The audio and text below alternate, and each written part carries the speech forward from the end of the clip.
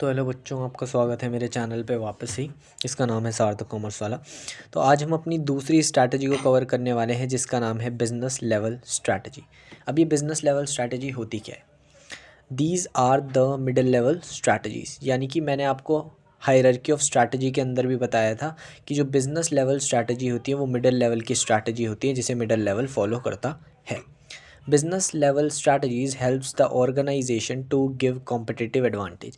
Business level strategies जो होती हैं, क्योंकि ये बिज़नेस के मिड फेज़ के लिए बनाई जाती हैं, तो ये एक बिज़नेस को हेल्प करती है कि वो मिड फेज़ में रन कर सके अपने कॉम्पिटिटर्स को पीछे छोड़ते हुए। क्योंकि सबसे बड़ा बैरियर जो होते हैं एक बिज़नेस के रन करते हुए, वो उसके कॉम्पिटिटर्स होते हैं।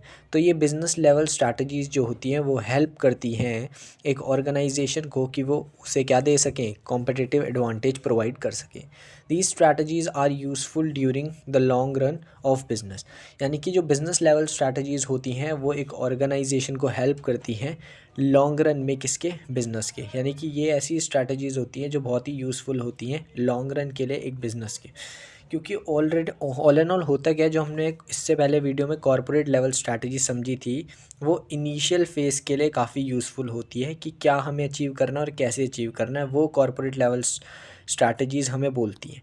लेकिन बिज़नेस लेवल स्ट्रैटेजी जो होती हैं, इन कॉर्पोरेट लेवल स्ट्रैटेजी के अंदर जो डिसाइड किया गया है उसकी इम्प्लीमेंटेशन के समय हमारी काफ़ी हेल्प करती है। तो जब इम्प्लीमेंटेशन कर रही होगी ऑर्गेनाइजेशन, उस टाइम पे ऑर्गेनाइजेशन को रन करने में काफ़ी हेल्प करती हैं। इसलिए बोला गया है that these strategies are useful during the long run of business. BLS tell that all business have their separate strategy. Business level strategies जो होती हैं वो ये भी कहती हैं कि हर बिज़नेस के लिए एक सेपरेट स्ट्रैटेजी होनी चाहिए। अगर एक एंटरप्रेन्योर के 4 बिजनेसेस हैं, तो चारों के लिए उसे क्या रखनी पड़ेगी, एक सेपरेट स्ट्रैटेजी रखनी पड़ेगी। क्योंकि चारों बिज़नेस के प्रोडक्ट्स अलग अलग होंगे, चारों बिज़नेस का मार्केट अलग अलग होगा, चारों बिज़नेस की इंडस्ट्री अलग अलग होगी। तो सबके लिए एक स्ट्रैटेजी नहीं यूज़ हो सकती, तो इसीलिए आपको हर बिज़नेस के लिए एक सेपरेट स्ट्रैटेजी यूज़ करनी पड़ेगी।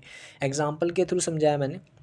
एक बिज़नेस को क्या अचीव करना, कैसे अचीव करना है, वो सब चीज़ें कॉर्पोरेट लेवल स्ट्रैटेजी के अंदर आ जाती हैं। लेकिन जब आप उनको अचीव करोगे और उन सारे प्लान्स का इम्प्लीमेंटेशन करोगे, तो इम्प्लीमेंटेशन करते वक्त जो कंपटीशन और लॉन्ग रन जैसी जो भी चीज़ें हैं, वो सब हम बिज़नेस लेवल स्ट्रैटेजी के थ्रू पूरी तरीके से क्या कर लेते हैं, फुलफ़िल कर लेते हैं, और बिज़नेस लेवल स्ट्रैटेजी उसमें हमारी मदद करती है।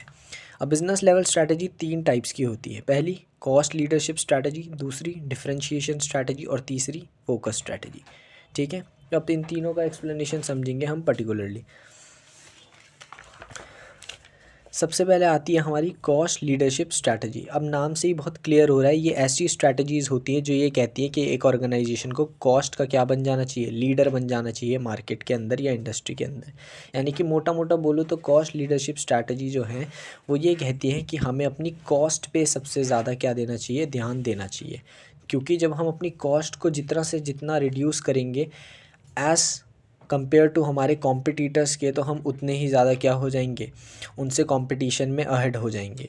तो it focus on the cost of the product. यानी कि ये जो कॉस्ट लीडरशिप स्ट्रैटेजी है ये किस पे फोकस करती है, कॉस्ट पे फोकस करती है प्रोडक्ट की।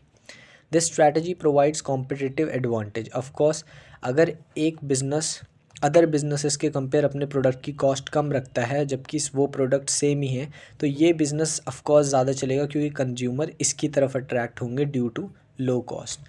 सो this strategy provides competitive advantage. If cost is less then more customers are also attract which increase the business. यही मैंने आपको बताया कि अगर कॉस्ट लेस होगी तो ज़्यादा से ज़्यादा कस्टमर अट्रैक्ट होंगे, जो बिज़नेस को काफ़ी ज़्यादा इंक्रीज़ करेगा, खासकर इंडिया जैसी कंट्री के अंदर।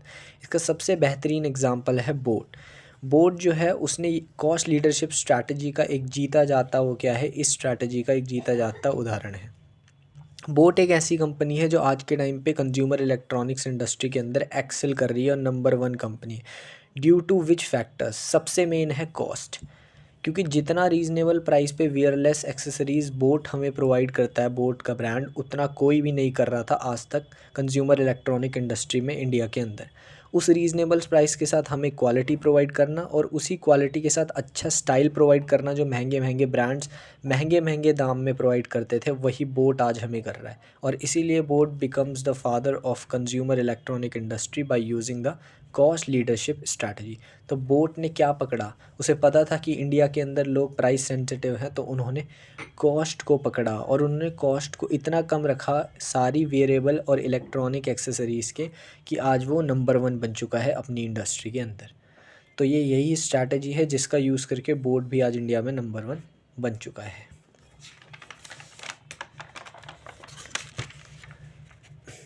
दूसरी स्ट्रैटेजी आती है हमारी डिफरेंशिएशन स्ट्रैटेजी। डिफरेंशिएशन स्ट्रैटेजी क्या है, जैसा नाम वैसा काम। डिफरेंशिएशन मतलब अलग होना। डिफरेंशिएशन स्ट्रैटेजी कहती है कि एक ऑर्गेनाइजेशन को अपने प्रोडक्ट के अंदर इतनी यूनिकनेस रखनी चाहिए थ्रू दी क्वालिटी कि वो अपने सारे कॉम्पिटिटर्स से अलग ही चमके और उसकी इंडस्ट्री में एक अलग ही पहचान हो। दी strategy focus on the product uniqueness, यानी कि प्रोडक्ट की यूनिकनेस पे फोकस करना। लेकिन उस यूनिकनेस पे कैसे फोकस करना है, through the means of quality. यानी कि डिफरेंशिएशन स्ट्रैटेजी मोटा मोटा फोकस करती है किस पे, क्वालिटी पे किसी भी प्रोडक्ट की, जिससे उसकी क्वालिटी इतनी अनमैच हो अपने बाकी कॉम्पिटिटर्स से कि उसकी एक अलग ही पहचान और चमक हो पूरी इंडस्ट्री के अंदर।